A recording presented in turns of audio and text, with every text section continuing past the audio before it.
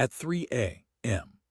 on March 12, 2023, the Argentine peso plunged $1.2 million in a single family's bank account into near zero value, while a hidden Cayman trust silently swapped the same amount into US dollars.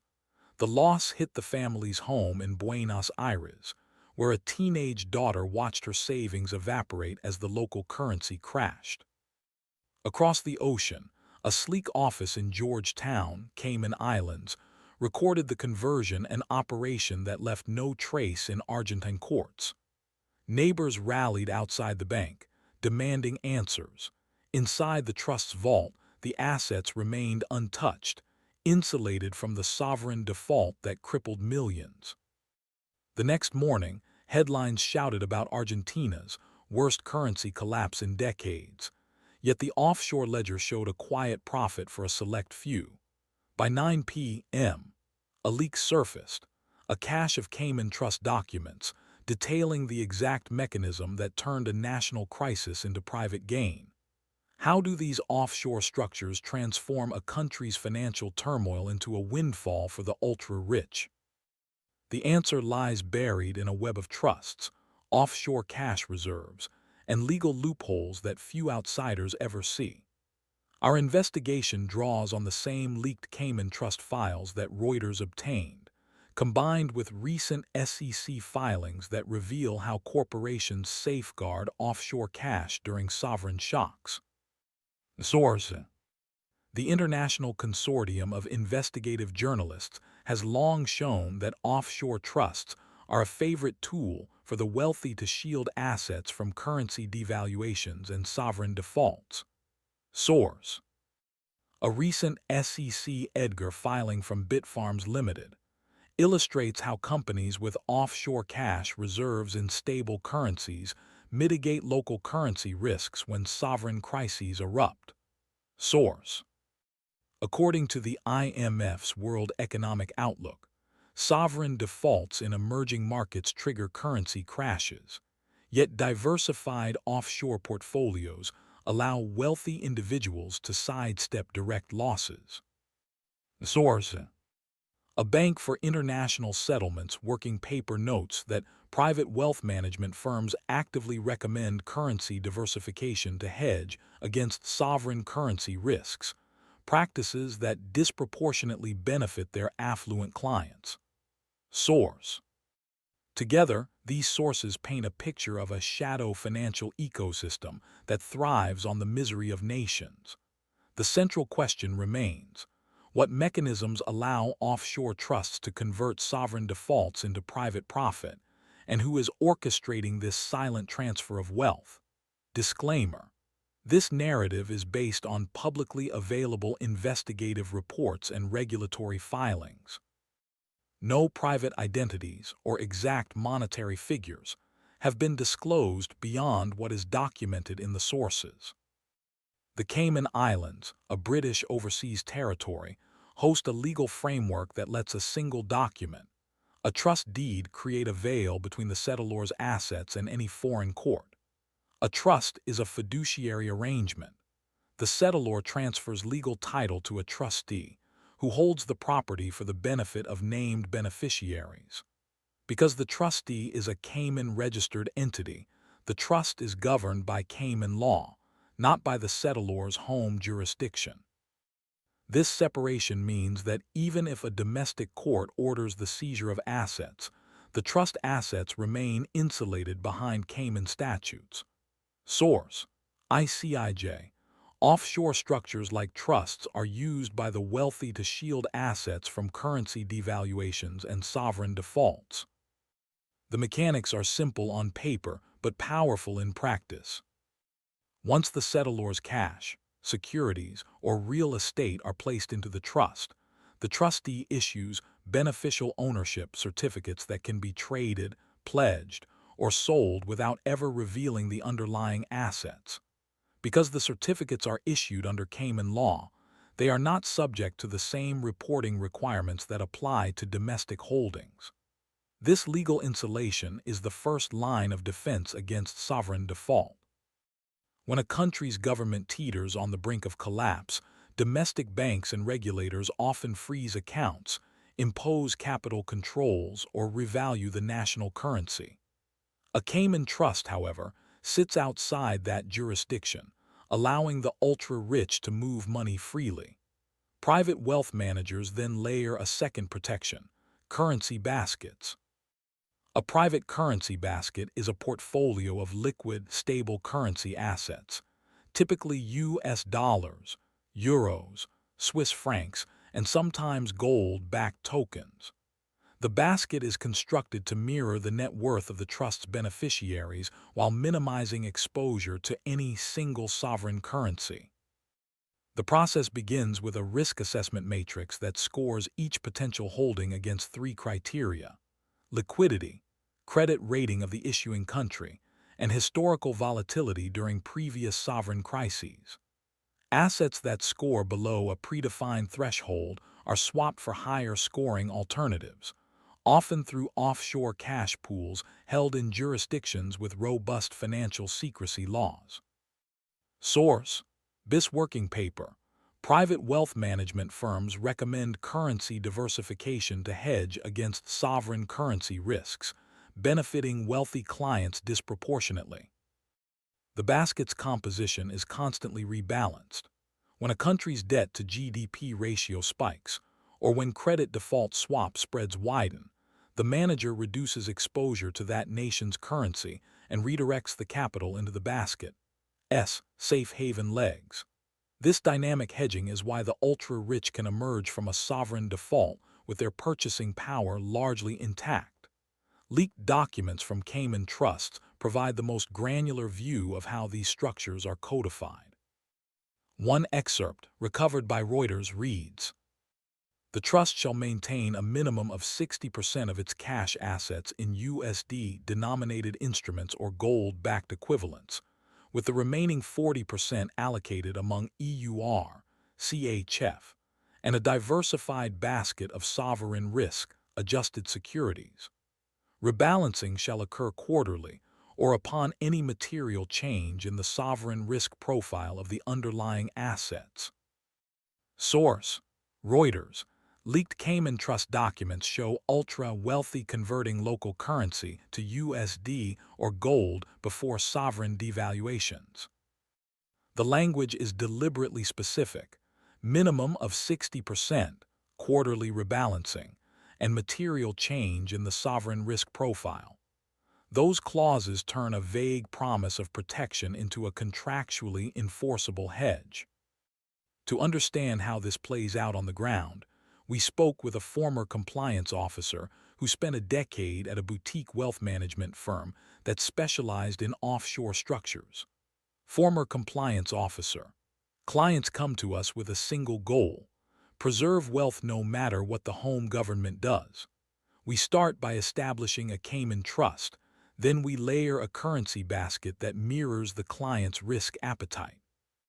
The trust deed itself contains a clause that obligates the trustee to convert any incoming local currency inflow into USD or gold within 48 hours.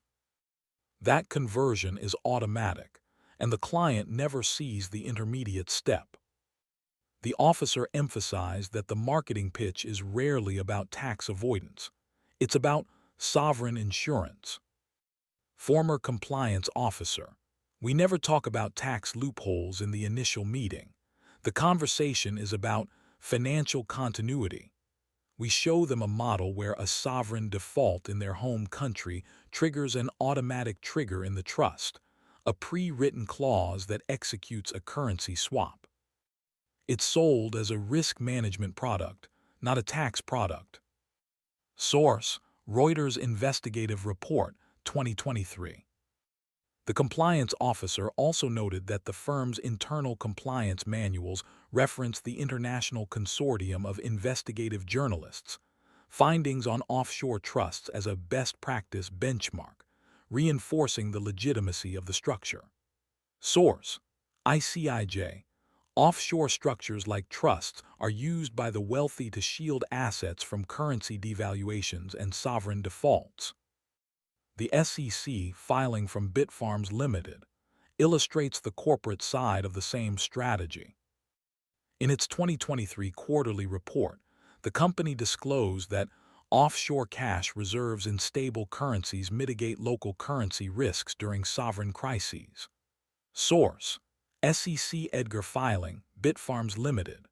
While Bitfarms is a public company, the language mirrors the private wealth playbook. Hold cash offshore in USD, EUR, or other stable assets to buffer against a devaluation of the domestic currency. The synergy between the trust and the currency basket creates a self-reinforcing shield. First, the trust removes the legal claim of any domestic authority. Second, the basket ensures that the assets inside the trust are already diversified into currencies that are unlikely to collapse alongside the settlor's home currency. Third, the contractual clauses guarantee that any new inflow is instantly converted, locking in the hedge before a crisis can materialize. Why does this matter for sovereign defaults? The IMF's World Economic Outlook notes that sovereign defaults in emerging markets lead to currency crashes, but wealthy individuals with diversified offshore portfolios often avoid direct losses. Source: IMF World Economic Outlook, 2023. The ultra-rich, by virtue of these offshore mechanisms, essentially sidestep the macroeconomic fallout that ordinary citizens cannot. The result is a two-tiered protection system that operates outside the reach of most regulators. Domestic authorities can issue subpoenas, freeze bank accounts, or impose capital controls, but they cannot compel a Cayman trustee to hand over assets that are legally owned by the trust, nor can they force the automatic conversion clause embedded in the trust deed.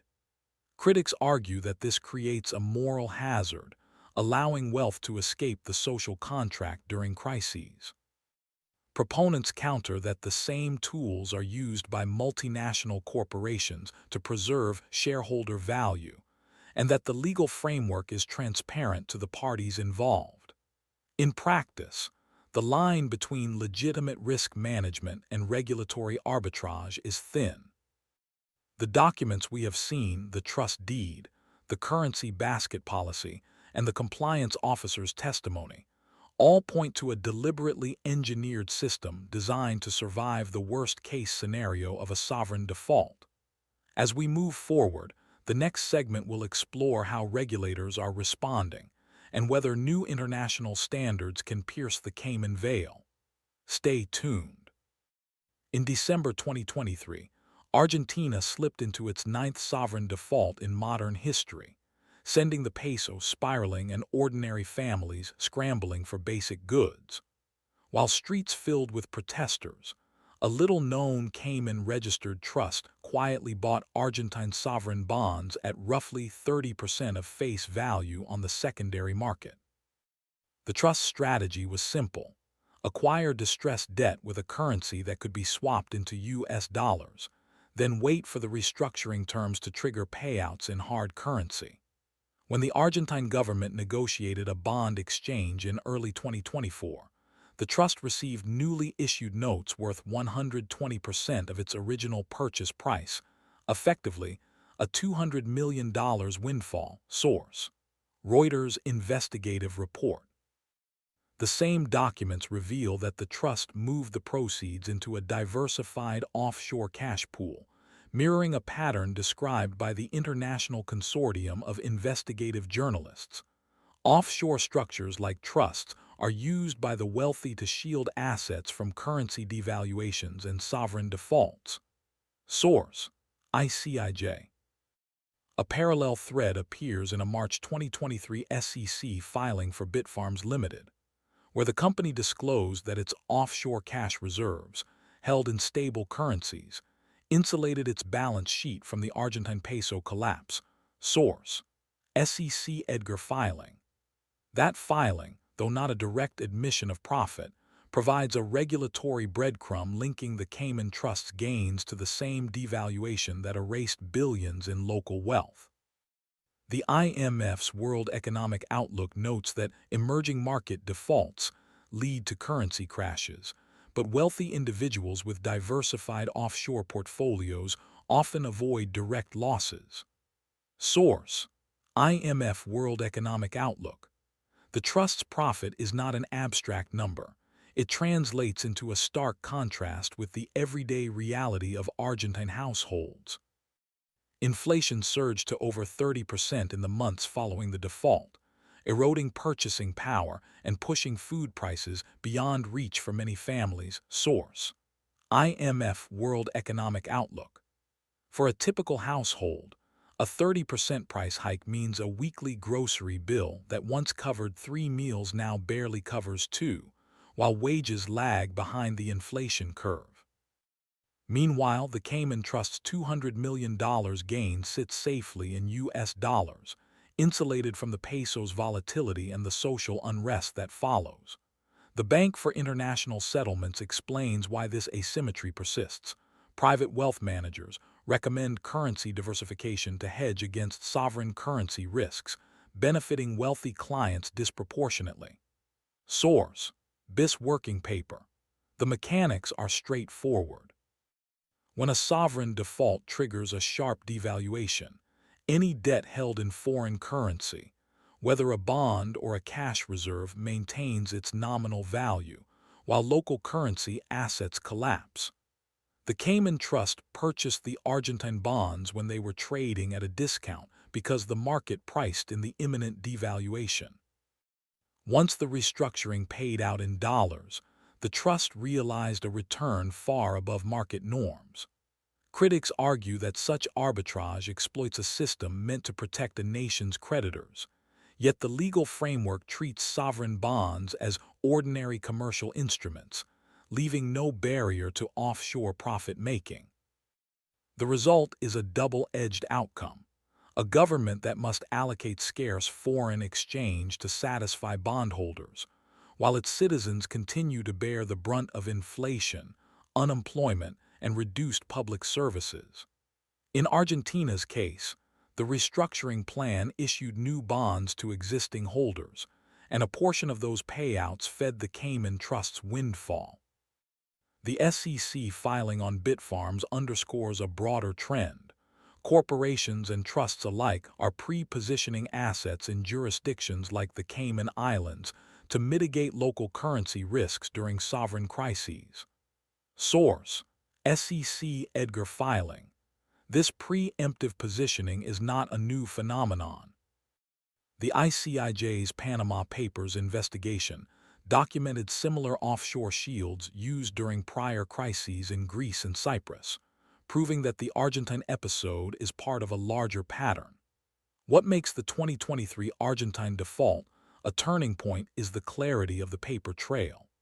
Leaked documents, public filings, and international analyses converge to show a single offshore vehicle turning a national tragedy into a private payday.